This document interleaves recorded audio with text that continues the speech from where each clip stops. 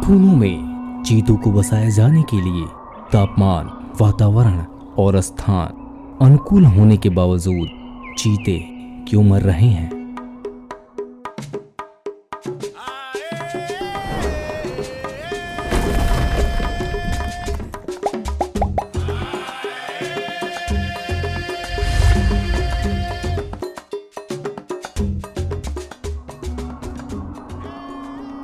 भारत से विलुप्त होने के 70 साल बाद चीतों को अफ्रीका से एक बार फिर देश में लाया गया था। उस समय पूरे देश में ये चीते चर्चा का विषय बने हुए थे।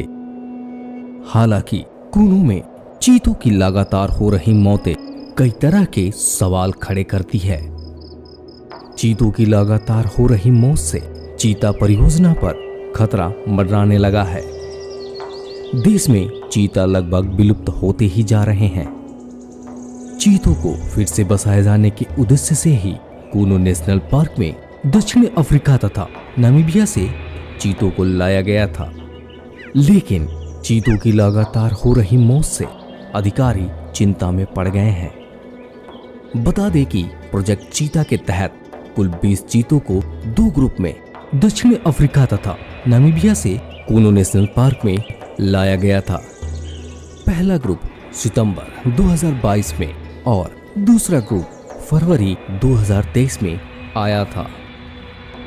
चीता परियोजना के कुछ विशेषज्ञों ने कहा कि हाल की कुछ मौतें संभवतः रेडियो कॉलर के कारण होने वाले संक्रमण के कारण हो सकती है। हालांकि यह बेहद असामान्य है और भारत में 2 दशकों से अधिक समय से वन्यजीव संरक्षण में कॉलर का उपयोग किया जा रहा है। हालांकि अन्य विशेषज्ञों ने कहा कि केवल पोस्टमार्टम रिपोर्ट ही सटीक कारण निर्धारित करेगी। चीतों की मौत का ये सिलसिला 27 मार्च 2023 को शुरू हुआ था, जब 4 साल की मादा चीता सासा की मौत किडनी में इंफेक्शन होने के कारण हो गया था। हालांकि जांच में सामने आया था कि सासा को किडनी की बीमारी नामीबिया से ही थी।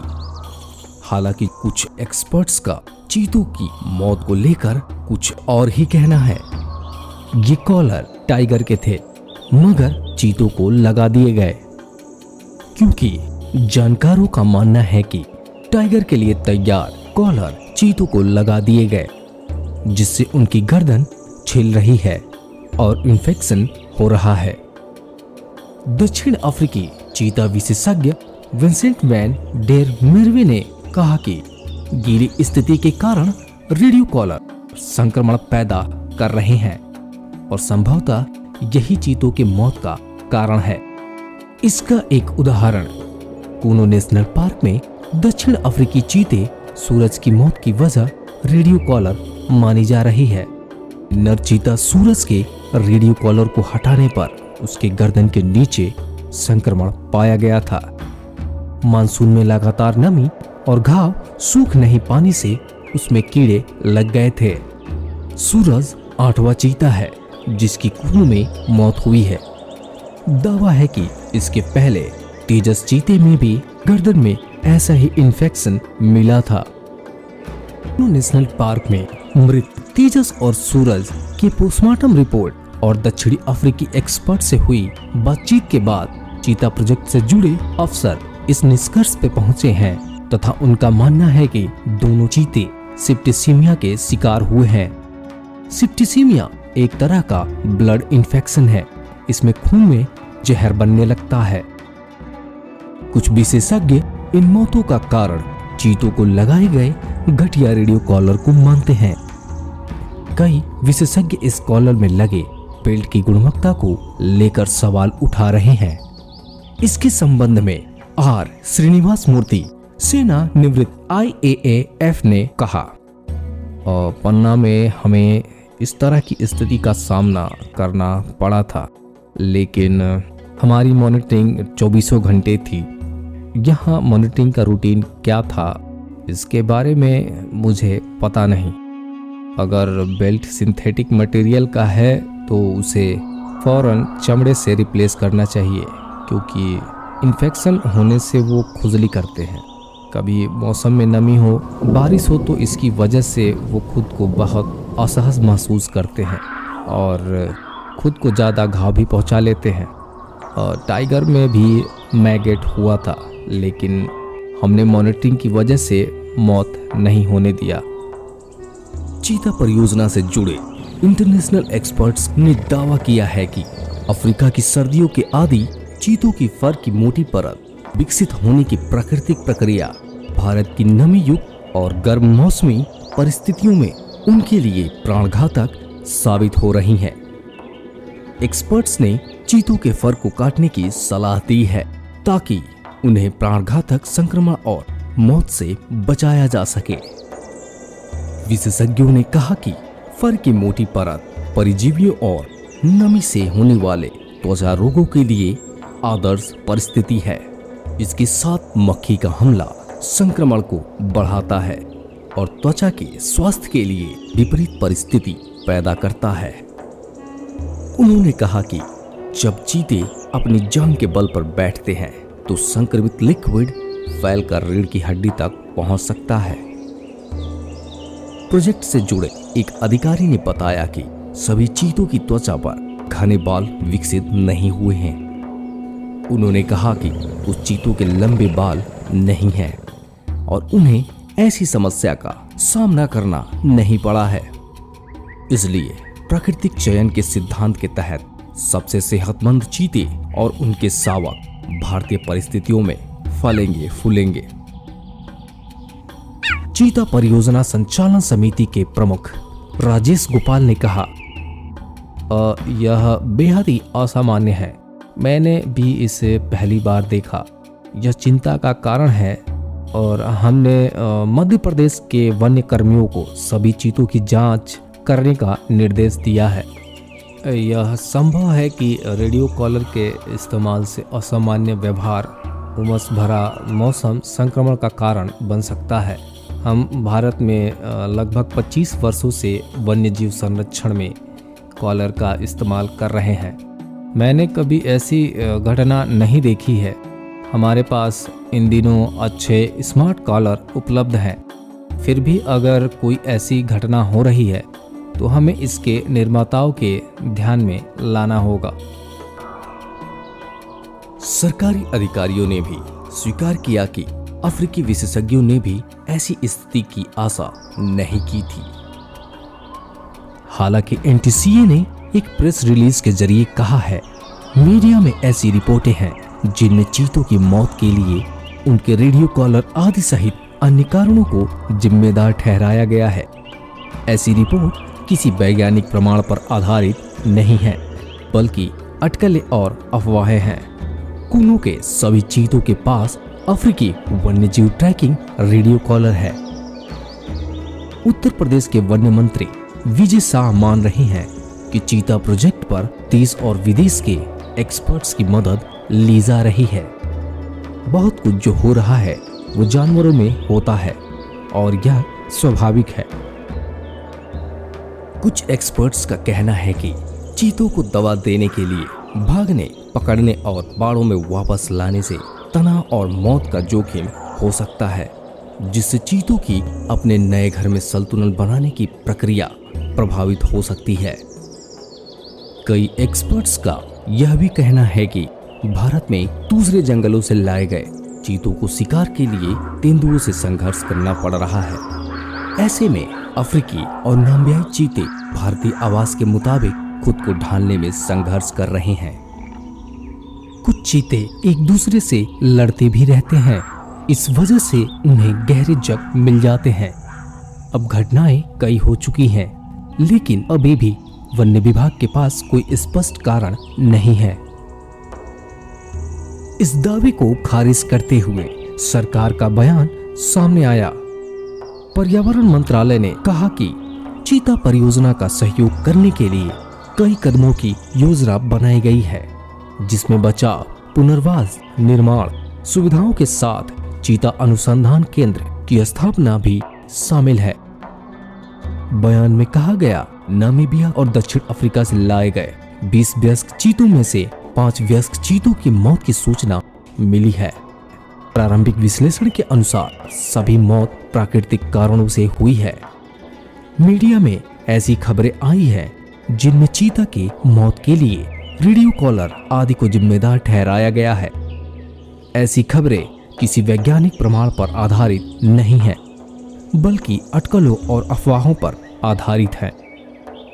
मंत्रालय ने कहा कि चीतों की मौत के कारणों की जांच के लिए अंतर्राष्ट्रीय चीता विशेषज्ञों और दक्षिण अफ्रीका तथा नामीबिया के पशु चिकित्सकों के साथ परामर्श किया जा रहा है।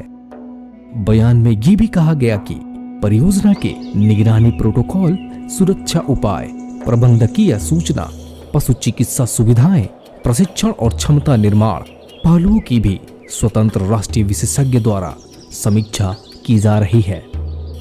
मंत्रालय ने कहा कि केंद्र चीता परियोजना की संचालन समिति परियोजना की प्रगति की बारीकी से निगरानी कर रहा है और इसके क्रियान्वयन पर संतुष्टि व्यक्त की है। इधर जानकार मान रहे हैं कि चीता प्रोजेक्ट के सामने मुश्किलें बहुत है। वैसे भी कूनो चीतों के लिए नहीं बनाया गया था। कुछ समय पहले एक रिपोर्ट सामने आई थी जिसमें कहा गया कि कूनो की कम जगह चीतों के असहज होने का बड़ा कारण है। नामीबिया में लिबनीज IZW के चीता रिसर्च प्रोजेक्ट के शोधकर्ताओं और वैज्ञानिकों ने कहा है कि पुनर्वास कार्यक्रम में स्थानिक पारिस्थितिकी को नजरअंदाज किया गया। उनका कहना है कि कूनो राष्ट्रीय उद्यान इन बड़े जानवरों के लिए बहुत छोटा है। एक अनुमान के मुताबिक 100 साल में चीतों ने अपना 90% इलाका खो दिया है। कंजर्वेशन साइंस एंड प्रैक्टिस के नाम से एक जर्नल छपा है जिसमें नामीबिया के वैज्ञानिकों ने भारत के प्रोजेक्ट चीता की नीयत को तो सही माना है, लेकिन कुछ कमियों की ओर भी ध्यान आकर्षित किया है। उन्हीं कमियों में से सबसे बड़ी परेशानी कूनो नेशनल पार्क में जरूरत से ज्यादा छोड़े गए चीतों को लेकर है। रिपोर्ट में तर्क दिया गया है कि जब चीतों को घूमने के लिए ज्यादा जगह नहीं मिलेगी तो वे पास के दूसरे गांव में घुस सकते हैं। उस स्थिति में संघर्ष की स्थिति बन सकती है। जहां ये समझना जरूरी है कि भारत की स्थिति दक्षिण अफ्रीका से काफी अलग है। वहां पर चीतों के लिए काफी बड़ा इलाका मौजूद है। 100 वर्ग किलोमीटर में एक से भी कम चीता रहता है। अभी के लिए कूनो नेशनल पार्क में जानकारों के बीच इस बात पर सहमति बन रही है कि कम से कम 12 चीतों को किसी दूसरी जगह पर शिफ्ट किया जाए, लेकिन कब तक ऐसा होगा यह स्पष्ट नहीं है। सरकार को सौंपी गई अपनी रिपोर्ट में एक्सपर्ट्स ने कहा कि जलवायु चीतों के लिए एकमात्र कारक नहीं है, क्योंकि उनकी निवास क्षेत्र की ऐतिहासिक सीमा दक्षिणी रूस से दक्षिणी अफ्रीका तक फैली हुई है, जो विभिन्न जलवायु क्षेत्रों से युक्त है। रिपोर्ट में जिस रिसर्च का जिक्र किया गया है उसके मुताबिक 2011 से 2022 के बीच 364 चीतों को ट्रांसफर करने के आंकड़ों से इशारा मिलता है कि उनके अस्तित्व के लिए जलवायु बड़ी बाधा नहीं है। भारत आने वाले चीतों को अभयारण्यों से ही लिया गया है, जहां उनका प्रजनन उचित ढंग से किया गया है। दक्षिण अफ्रीका में लगभग 50 ऐसे अभयारण्य हैं जिनमें 500 वयस्क चीते हैं। चीता कंजर्वेशन फंड के निदेशक लॉरी मार्कर के मुताबिक उनकी टीम ने कूनो राष्ट्रीय उद्यान को इन चीतों को बसाए जाने के लिए बेहद उपयुक्त पाया था। लॉरी मार्कर पहली खेप के साथ ही भारत आई थी। दुनिया भर में इस समय चीतों की संख्या लगभग 7000 है, जिसमें से आधे से ज्यादा चीते दक्षिण अफ्रीका, नामीबिया और बोत्सवाना में मौजूद है। भारत ने 1950 के दशक में चीतों को विलुप्त घोषित कर दिया था। उस समय देश में एक भी जीवित चीता नहीं बचा था। वैसे ये पहला मौका है जब किसी इतने बड़े मांसाहारी जानवर को एक महाद्वीप से निकालकर दूसरे महाद्वीप के जंगलों में लाया गया। विशेषज्ञ कहते हैं कि जंगली चीतों को एक जगह से दूसरी जगह ले जाना काफी चुनौतीपूर्ण होता है, क्योंकि चीते इंसानों की नजदीकी और पिजड़ों की वजह से तनाव में आ जाते हैं। बाघों पर लंबे समय से स्टडी करते रहे wild life film maker Ajay Suri ने बताया, बाघों को दूसरे अभयारण्य से यहाँ लाकर बसाना संभव है, लेकिन जब तक कि ये हो न जाए इस बारे में ज़्यादा अनुमान नहीं लगा सकते।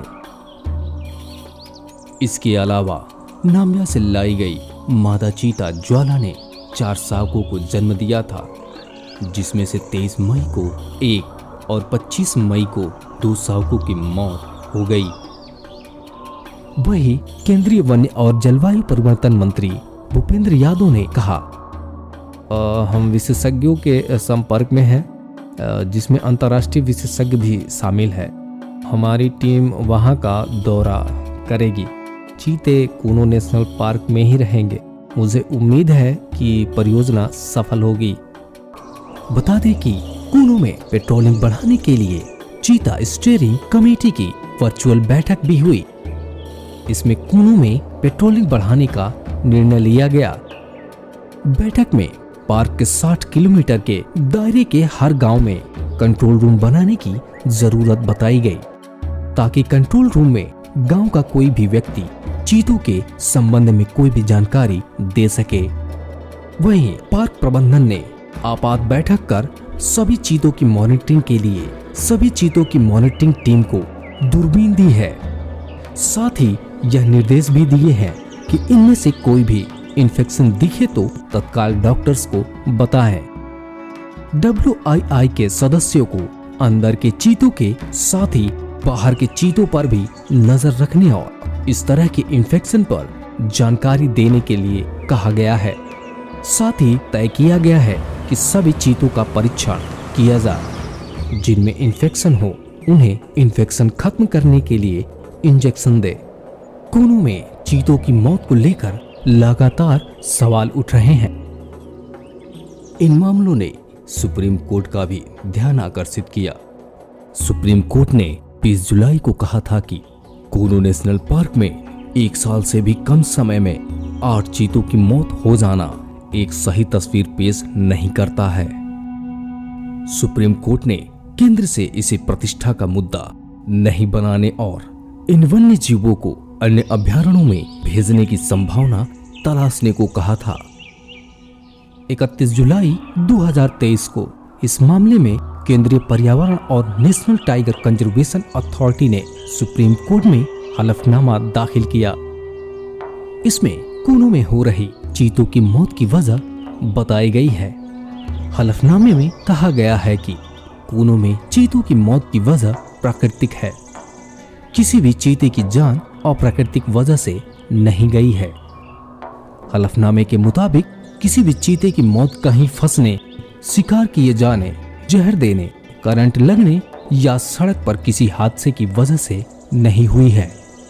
सरकार की ओर से सुप्रीम कोर्ट में ये भी कहा गया है कि चीतों के लिए कूनो नेशनल पार्क अनुपयुक्त होने की बात गलत है।